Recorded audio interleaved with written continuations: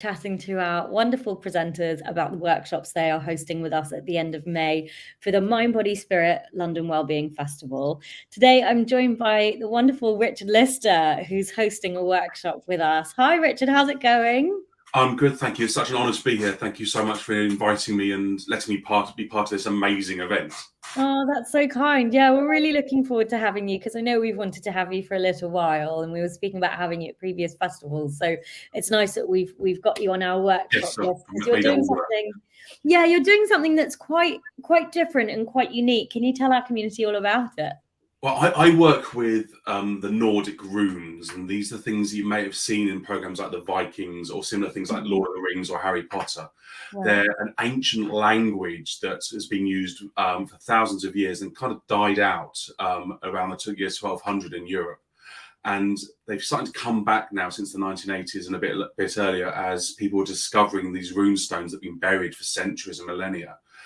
And they are a very evocative, powerful tool of language, of divination and magic in the ancient Germanic Nordic world. And the Saxons used it, the Angles used it, the Nordic Vikings, the Jutes, the Carolingians, all of these different Germanic tribes that lived in Europe thousands of years ago used these ancient symbols for magic and for writing, communication. They told stories, they enshrined myths and deeds in rocks and on bits of bone on their swords. And now we're bringing it back into the world today to recreate and re-enliven this ancient magic that's really based in the land and the viscera of Europe and how we have come to evolve into the people that live here now. So I find this fascinating. It's so interesting to me, especially because I've often, when I've heard about runes or learnt about runes, I've often associated them just with Nordic traditions. So to hear that they were actually spread, all over Europe, actually, and across what we could say are different cultures when you're talking about Germanic or Nordic or the Angles or the Saxons, talking about them as different cultures as such. Is there a sort of understanding that there was a sharing of the culture of the runes, or it's kind of like there's runes as a construct. The ones I work with are a very ancient Nordic, so they're from the year 300, and they're very old, and they build sounds that work quite well with an Anglophone language. And as a language does, it evolves and it spreads around. So each tribe had different versions of, but all kind of the same way Latin moved from Italy and Rome all around the Mediterranean up through Europe. The runes did the same thing as those people migrated, moved, interacted. And like in the Hagia Sophia in Istanbul, there's runes carved into this ancient mosque that says Halfdan was here. So these runes get everywhere along with the people who use them. And it's a kind of very primitive language because it stopped 1,000 years ago. And it's a very nice mirror, I feel, into how people viewed the universe and how the universe can interact with us through divination and scrying, and as indeed building magic through bind runes and language through how we present ourselves. So would you say, or would it be fair to say, and forgive me if this is a wrong question, I suppose I know wrong questions, but a wrong interpretation of a question, is that was that part of culture pre-mainstream religion? So yeah, Nordic countries weren't necessarily conquered the same way as Rome conquered most of Europe like 2,000 years ago, because it's really difficult, it's really cold, and why would you bother? So they evolved parallel but separate from the Romance languages, the Greco-Roman myths and stories that way. And Christianity got to them quite late. The Teutonic Crusades didn't happen till like 1100. So while the rest of Europe was Christianized and working with other Abrahamic religions back in year 500, the far north was still very pagan as this culture evolved to the south. So it's I feel it's a very ancient European language and magic set that works really well to help us build connection with the land we find ourselves on now. It's like in the Thames, just down from where the MBS fair is being held, they found a dagger with runes carved on it from the year 800. Wow. When Guthram's great army was besieging Mercia. So these runes get everywhere. And I love them because they get all over the place. Even Newfoundland, they found them as well. So Vikings, the Nordic people got everywhere, and their magic and their story follow. Amazing. So tell us more about what we're going to be doing and learning in the experience and in the workshop with you that you're hosting with us this May. So my workshop is building on some ideas and frameworks around the runes to use them for divination and magic. Because while they are an alphabet and a language, they are also this very primal connectivity piece with the language of the land and the cosmos. The runes have poems attached to them that were developed by the Volva, the ancient Nordic witch, who assigned each shape different poems, different stories to help embody the essence of the rune, kind of like a tarot card, except really primitive. Wow. And so we're going to dive into that connectivity, those poems, and how to use the runes as your divination tool, and how to bind and create magic with that energy. God, that sounds so exciting and so interesting. So will everyone, is it quite a hands-on experience, or is it much more internal? I like practical stuff. I'm a really practical kind of guy. I like things that you can go and use practically in life. So it will be practical. You probably need your notebook. You'll probably be drawing things in your pad and making pictures and designs and think about how you can make your own set of runes, or just developing yourself that way. Yes, there'll be deep meditations. I love meditation. I love guiding you down the path into your subconscious, into that connected piece with the weird or the cosmos. With the weird. Was that part of that culture as well, associated with the runes? Was meditation and internal introspection a part of that? Yeah. So in Iceland, they had this thing called the Thing, Thing, literally called the Thing, where all of the people would come together in one place to decide the laws. And when Iceland became Christian, one of their law keepers went under the cloak. So he sat on top of a mountain, put his hood up, and spent 3 days meditating with the gods and the cosmos to find out if Iceland should go Christian. And they decided, yes, it's the best thing for Iceland to do because because the pagans were losing. So, and they said that you can be Christian on the outside and no one's going to ask what happens behind your doors. So he meditated in this deep meditation practice to connect to the cosmos and the gods, to find out the best way for his people to go forward.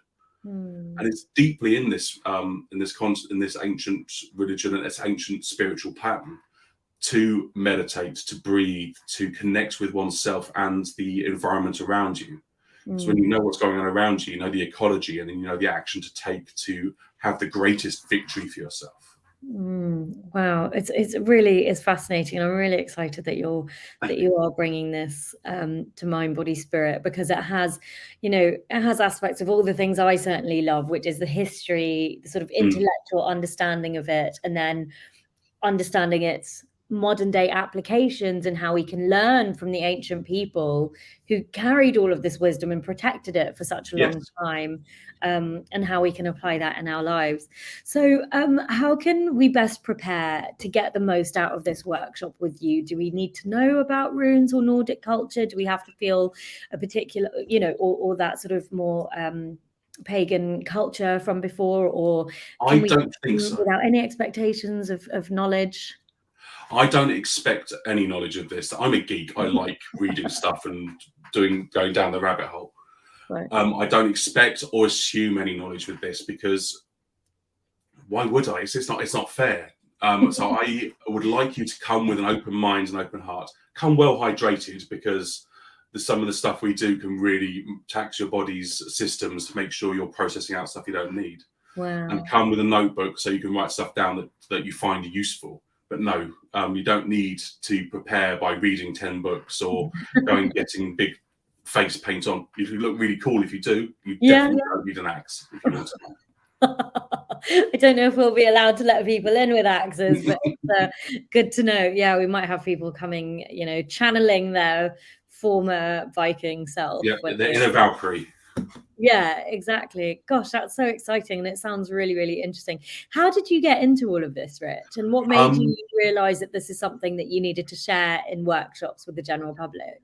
Well, I started off in the early 2000s. I went to a pagan camp, and Wow. as you do in these events, I may have had a drink or six. And at midnight, I was standing and watching this fire, which I thought was going on for hours. And I saw this one-eyed vision come through the fire. He had a big spear, and he told me to go off and learn things and go and be better for myself.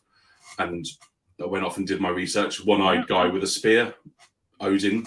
He's the god of knowledge, the god of magic, the god of speech, the god of shamanic journeying in this culture. And so I went off and did that. I studied all the things I can find, because we as people burned out a lot of our indigenous knowledge, literally burned. Everyone female who had any idea of that, they burned.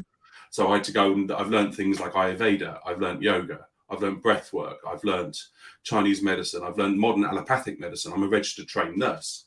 All of these things to come together to build a really solid understanding of how we interact with our cosmos. And with that, like Nordic influence of Odin right at the beginning, the runes came through with that. And I developed more and more affinity with them as I use them in my day-to-day practice. I draw them every day. I use them with my clients to help them with their with whatever's going on with their worlds. And I've written a book that's available as well, Runes Made Easy. But all of these things come together to help and to help me have a really strong grounding in how to work with people and the runes to build this connection resonance, so people can hopefully find themselves in a better place than they were when they started. Beautiful, really, really powerful, Richard. Really love that. And I love what you've just said about the indigenous culture. Would you say that that is the sort of indigenous heritage of Western Europe? I think Europe is a complicated thing, because we've had so many people evolve and different cultures develop within this relatively small landmass that we've killed everyone. We've had all kinds of fun genocidal things over the centuries. And so things that could be, I call it that, but then we have the Sami, who are much more indigenous to Europe.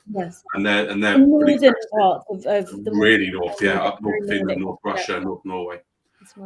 Much more indigenous. But then I think it could be, I don't want to put that label on it, because white man, I don't want to open that can of worms. I like it. It works well with me. It works well with lots of people I work with. But you don't have to be any creed, color, whatever to work with the runes. They work with everyone.